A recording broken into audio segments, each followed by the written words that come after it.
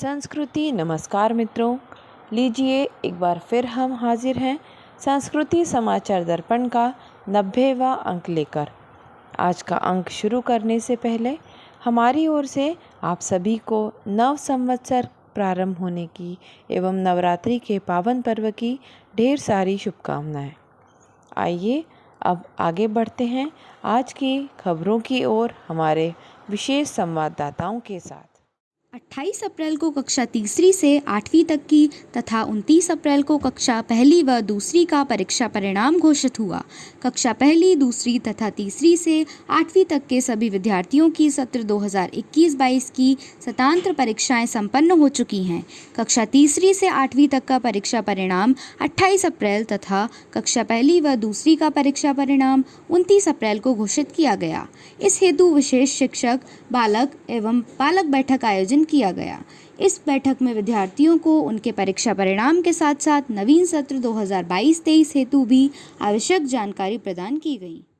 जैसा कि विदित है कि सत्र 2021-22 की समस्त स्थानीय कक्षाओं की सत्रांत परीक्षाएं संपन्न हो चुकी हैं और सभी कक्षाओं के परीक्षा परिणाम भी घोषित हो चुके हैं।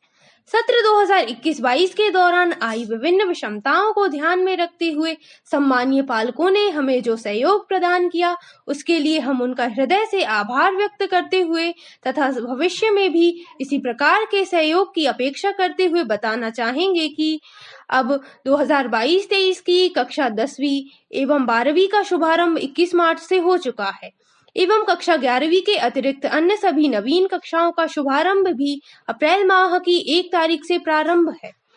विद्यार्थियों से निवेदन है कि वह विद्यालय आने से पूर्व अपनी पाठ्य पुस्तकें, अभ्यास पुस्तिका व पेन पेंसिल तथा अपना पूर्ण गणवेश आदि समस्त तैयारियां पूर्ण कर लें।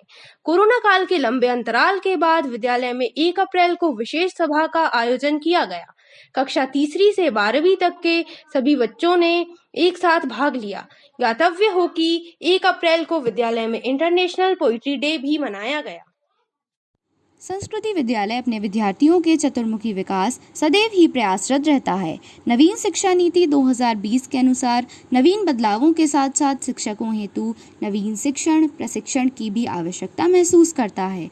अतः विद्यालय अपने विद्यार्थियों के उज्जवल भविष्य एवं बेहतरीन प्रविधियों से अध्ययन अध्यापन संपन्न कराने हेतु क्रिसलिस और पियर्सन जैसी 2 दिवसीय शिक्षक शिक्षण प्रशिक्षण कार्यशाला का आयोजन किया गया, जिसमें प्रशिक्षित प्रशिक्षणार्थियों के द्वारा शिक्षकों को नवीन शिक्षा धारा से जोड़ने हेतु प्रशिक्षित किया गया। इस प्रशिक्षण का उद्देश्य विद्यार्थियों को नवीन सत्र के दौरान सहज एवं आकर्षक ढंग से तथा विभिन्न गतिविधियों के माध्यम से कठिन विषयों को भी सरलतापूर्वक समझाना रहा, ताकि विद्यार्थी कठिन से कठिन विषयों को भी खेल खेल में सीख सकें। जैसा कि हम जानते हैं कि कक्षा 10वीं की सत्र 2021-22 की द्वितीय सत्र की प्री बोर्ड 1 की परीक्षाएं एवं उनका परीक्षा परिणाम संपन्न हो चुका है और अब 21 मार्च से प्रारंभ होने वाली प्री बोर्ड 2 भी संपन्न हो चुकी हैं। इन परीक्षाओं के आयोजन का मुख्य परीक्षाओं की तरह ही समय प्रातः 10 बजे से रखा गया था। परीक्षाओं का उद्देश्य विद्यार्थियों को उनकी मुख्य परीक्षाओं हेतु पूर्ण तैयारी करवाना है, ताकि वे परीक्षाओं के दौरान होने वाली कठिनाइयों पर विजय प्राप्त कर सकें और तनाव मुक्त होकर अपने मुख्य परीक्षाओं में शामिल हो सकें। साथियों, बताना चाहेंगे कि इन परीक्षाओं का परिणाम 5 अप्रैल को घोषित किया जाएगा, जिसमें विद्यार्थियों को अपने अभिभावकों के साथ उपस्थित होना अनिवार्य है, ताकि विद्यार्थियों की मुख्य परीक्षा संबंधी तैयारी के विषय में चर्चा की जा सके। साथ ही साथ कक्षा 12वीं की प्रायोगिक परीक्षाएं भी 7 अप्रैल तक संपन्न हो जाएंगी। सभी विद्यार्थियों और अभिभावकों को बड़े ही हर्ष के साथ सूचित किया जाता है कि विद्यालय में सत्र 2022-23 के लिए कक्षा नर्सरी से 12वीं तक समस्त कक्षाओं में प्रवेश उपलब्ध है। विद्यार्थी एवं अभिभावक विद्यालय की किड्स विंग अथवा स्कॉलर्स विंग पर संपर्क कर सकते हैं और समय रहते अपने लिए स्थान सुरक्षित कर सकते हैं। साथ ही साथ हम नव प्रवेशित विद्यार्थियों को आगाह करना चाहते हैं कि CBSE द्वारा प्रारंभ नवीन सत्र की कक्षाओं का अध्ययन अध्यापन कार्य ग्रीष्मावकाश प्रारंभ होने के पूर्व 1 से 1.5 महीने के लिए होता है, जिसमें विद्यार्थियों का लगभग 25 से 30% अध्यापन कार्य संपन्न हो जाता है। इसी के साथ साथ उनका प्रथम पीरियोडिक असेसमेंट भी ले लिया जाता है, जिसके अंक उनकी मुख्य परीक्षा में शामिल होते हैं। अतः किसी भी प्रकार की लापरवाही उनके वार्षिक परीक्षा परिणाम पर नकारात्मक प्रभाव डाल सकती है। अतः विद्यार्थी नवीन सत्र में प्रतिदिन विद्यालय आएं। कोरोना के लंबे अंतराल के बाद विद्यार्थी अब अपने अपने विद्यालयों की ओर चल पड़े हैं। सभी विद्यालयों में विद्यार्थियों का एक अपना निश्चित गणवेश होता है जो उन्हें एक निश्चित पहचान देता है। हम अपने विद्यार्थियों को बड़े ही हर्ष के साथ बताना चाहेंगे कि हमारे विद्यालय का गणवेश बाजार में उपलब्ध है। विशेषकर कक्षा 8वीं से 12वीं की बालिकाओं एवं उनके पालकों को सूचित किया जाता है कि इस सत्र से बालिकाओं को यूनिफॉर्म में बदलाव किया गया है। अब उन्हें शर्ट के स्थान पर कुर्ती पहनना अनिवार्य होगा। अतः आप सभी से विनम्र निवेदन है कि आप अपनी आवश्यकता अनुसार अपनी यूनिफॉर्म बाजार से प्राप्त करें। इस विषय में किसी भी प्रकार की जानकारी प्राप्त करने हेतु आप विद्यालय से संपर्क भी कर सकते हैं। प्रधानमंत्री श्री नरेंद्र मोदी ने कहा है कि एकाग्रता और स्मृति को परीक्षा तक सीमित न रखते हुए उसका हर संभव विस्तार करना चाहिए। जीवन में प्रतिस्पर्धा का भाव आवश्यक है। विद्यार्थियों के खिलने के लिए खेलना जरूरी है, जो टीम स्पिरिट, साहस और प्रतिस्पर्धा को समझने की क्षमता प्रदान करता है। प्रधानमंत्री श्री मोदी परीक्षा पे चर्चा 2022 में विद्यार्थियों से संवाद कर रहे थे। नई दिल्ली के तालकटोरा स्टेडियम में प्रधानमंत्री श्री मोदी से देश के विभिन्न राज्यों के विद्यार्थियों ने परीक्षा के अलग अलग पहलुओं के संबंध में प्रश्न किए। प्रधानमंत्री श्री मोदी ने विद्यार्थियों से परीक्षा के समय होने वाले तनाव, अवसाद से बचने के उपाय और सफलता के मंत्र साझा किए। प्रधानमंत्री श्री मोदी ने सीखने की प्रक्रिया में ऑफलाइन और ऑनलाइन शिक्षण की भूमिका तथा अंतर संबंध, विद्यार्थियों को स्वयं से जोड़ने, राष्ट्रीय शिक्षा नीति, छात्र जीवन में खेल के महत्व और कौशल उन्नयन की आवश्यकता पर प्रकाश डाला। प्रधानमंत्री श्री मोदी ने सफलता के मार्ग पर अग्रसर होने के लिए आत्मविश्वास तथा एकाग्रता की आवश्यकता पर प्रकाश डालते हुए विद्यार्थियों को प्रेरित किया।